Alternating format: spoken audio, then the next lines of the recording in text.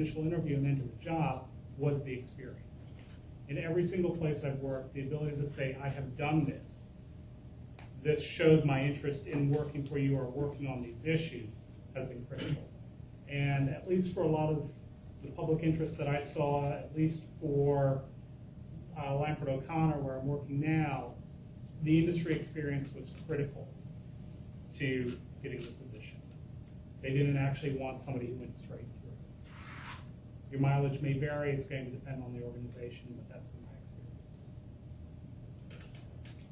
My experience is probably a little atypical, but I'll just emphasize with everyone what I'm sure the CDO has been saying, and that is to network.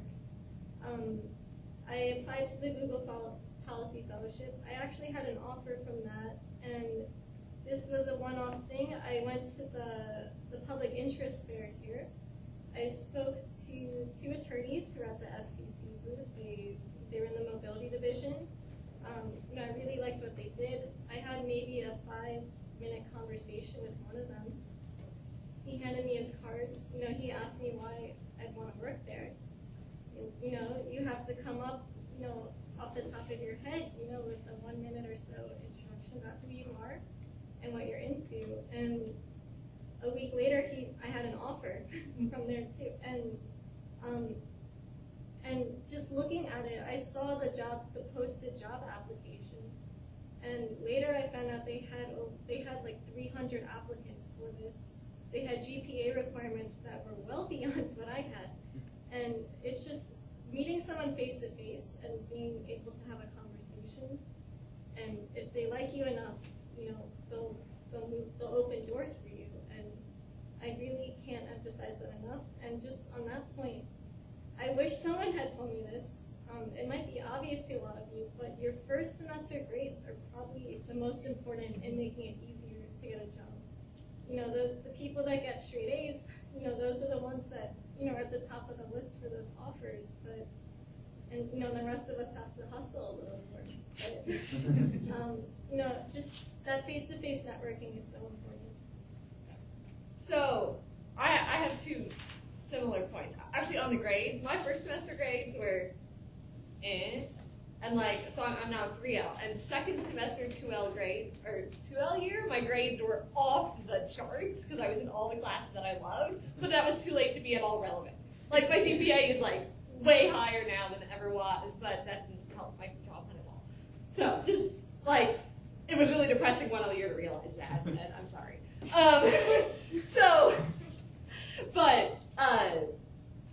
My 2 similar points are 1 about networking and 2 about substance, or this niche area. So I do not have any sort of tech background. I studied political science and religion in college. But my tech background is that all the men in my family, including my brothers and my dad, are engineers, and I'm marrying a computer engineer at Facebook. So I understand the law or the speak of the industry, even though my programming skills are currently in development by my fiance. But what I do is I'm just obsessed with this area. And so my RSS feed on Google Reader is filled with tech blogs, with tech news sites. I mean, it's just all the hot issues in tech law. And I just read it whenever I'm bored in class, whenever I'm bored at work, and I didn't realize how much I had absorbed until I started going into these interviews. 1L year. And so, because my attitude was, I'm probably not going to get paid, and if I'm not going to get paid, I'm only going to do something I love. I'm not going to settle. I'm only applying to the jobs I know I would enjoy. And so I go into this Google, my think tank held interviews, some of them don't.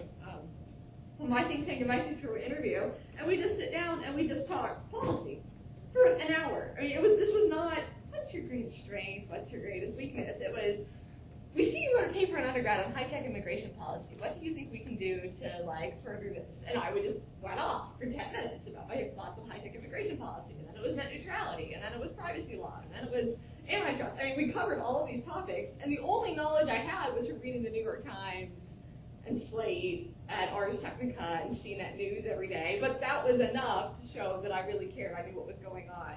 And even though I hadn't had any substantive classes yet, that I could figure it out. So if you're not reading news stories about this area of law, you're stuck. You're just absolutely stumped. So that's my first piece of advice.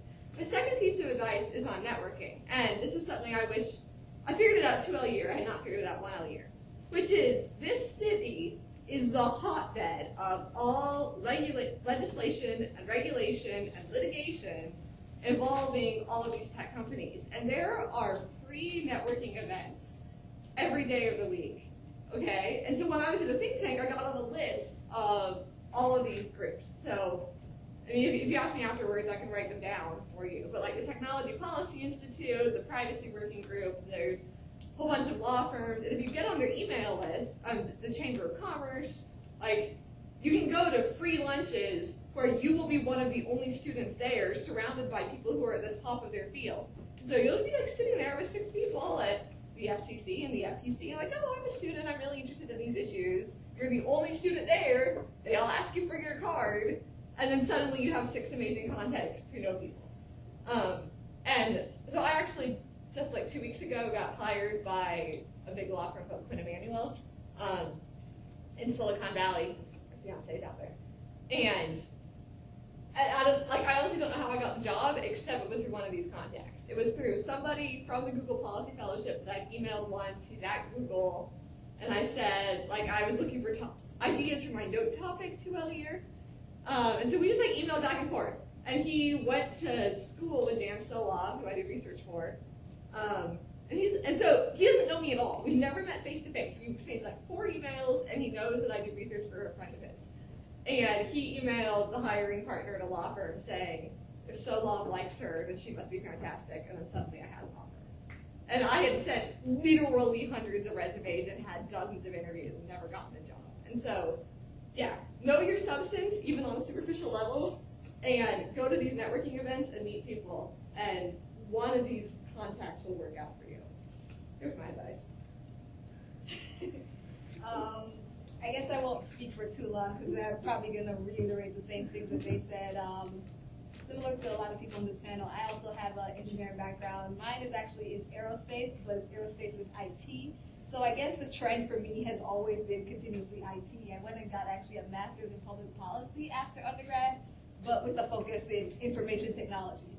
And then I worked as a consultant doing telecom and homeland security policy. So I think for me, the thing that stood out on my resume in terms of being able to go to these interviews is that they see that I have a genuine interest in these issues. I'm constantly doing telecom or IT-related policy work, or whether it's engineering, and I can talk about these things. Like, I remember not prior to law school, when I did my interview for Booz Allen as a consultant, I went in there and they asked me one question. I just started like rambling about like net neutrality and all this stuff I'd done during grad school and research.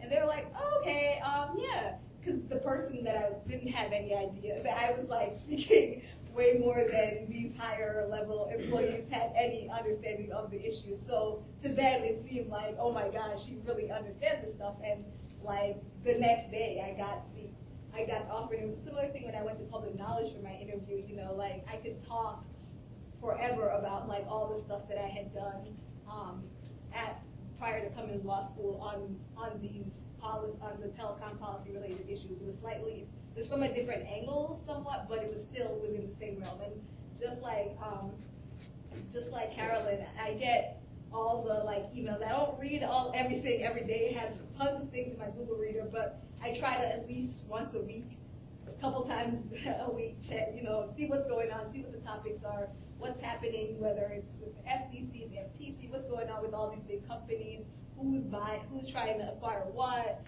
is there going to be some kind of suit, is somebody filing suit against the FCC? These are things that, particularly for this field, if you want to be in cyber or cyber-related fields, those are important things to know what's happening in the field, because it's such an emergent industry that things are changing literally every day.